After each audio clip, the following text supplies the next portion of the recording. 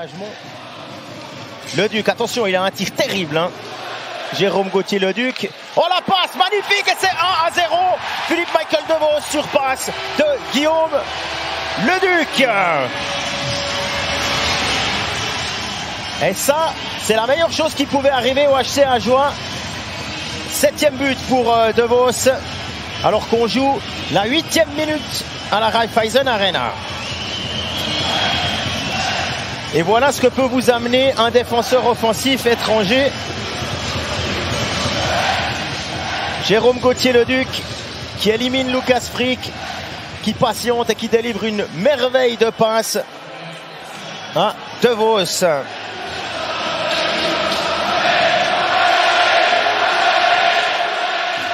1-0, il y a eu des occasions de part et d'autre. On ne peut pas dire que c'est immérité. On était à 3 tirs cadrés de chaque côté. Donc gauche, il me semble, dans sa chute tout à l'heure. Jäger. Oh, quel arrêt de Wolf. Et finalement, c'est Jäger qui marque. Il y a eu une passe de Jäger pour Almond, le tir d'Almond et Jäger qui est là à la conclusion pour mettre ce rebond au fond. C'est l'égalisation pour le Lausanne Hockey Club à la 33e minute. Tiens, ils avaient marqué à la 33e minute le 2-1 hier soir contre Davos. Jäger, ben voilà, on en parlait. C'est lui qui résiste au petit accroché qui trouve Almond et sur le tir du numéro 89, Wolf ne peut pas tout faire. Et le rebond revient dans la crosse de Jäger qui marque un assist pour Almond. Et c'est un partout. On vous a dit, on vous le disait tout à l'heure qu'il allait encore se passer des choses. Ben, on ne pensait pas que... On peut la refermer au moment où Frolic laisse le puck. Et puis là, il y a une bonne possibilité. C'est le but pour Benjamin Baumgartner. Frolic pour Frick qui accélère. Et Baumgartner qui donne l'avantage au Lausanne Hockey Club à la 36e minute. En 3 minutes, Ajoie a tout perdu. Ceci après avoir joué 4 minutes en power play. Pas besoin d'aller chercher plus loin ce qu'il manque aux Jurassiens ce soir. Il y a tout qui est juste. Et pour Wolf, c'est extrêmement compliqué lorsque vous êtes dans un déplacement droite-gauche et que le puck vient sur votre droite. Vraiment très très compliqué d'arrêter ça. Beau travail pour Baumgartner.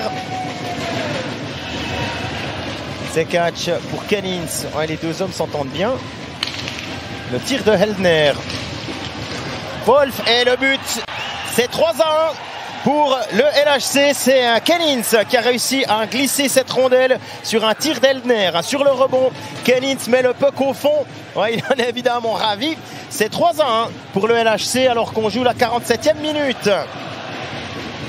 Un but de Kennings. Heldner et ses catchs auront les mentions d'assistance sur cette réussite du joueur letton. Et les affaires des hommes de Garishian se compliquent terriblement.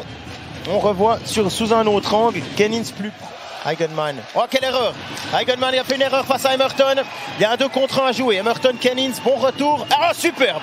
Oh, quel but! Oh, quel but de Corey Emerton qui a patienté, qui a fait mine de jouer la passe et qui finalement allume la lucarne de Tim Wolf.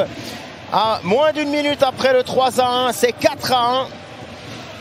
Emerton, 5e but de la saison pour le Canadien, passé par Ambry et par les Red Wings de Détroit. Dans le désordre. Superbe, rien à faire sur ce coup-là. Pleine lucarne, cet envoi du Canadien. 4-1 à la Raiffeisen Arena. Fuchs. Et Aberti qui va pouvoir se présenter seul face à Tim Wolf. Et aucun problème pour battre le gardien Joulot, le top scorer lausannois qui enchaîne. 5-1, 10e but de la saison et un but par match pour le top scorer lausannois Christophe Berchi, 55e minute. Il avait marqué, il avait ouvert la voie hier contre Davos. Et là, il signe à nouveau un but. 2 buts pour le week-end. Berchi peut être satisfait.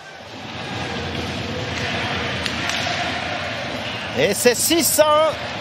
Un but tombé à 20 secondes du terme. Jäger est félicité par ses coéquipiers. C'est un doublé pour lui ce soir. 60e minute. Alors là, on vous montre Cody Almond. C'est Frolic qui est devant. On se réjouit de voir le ralenti. Alors, Jäger. La passe. Ouais, c'est bien Cody Almond qui marque. Sur une passe de Jäger, un but, un assist pour l'ancien junior du HC Davos. Complètement oublié.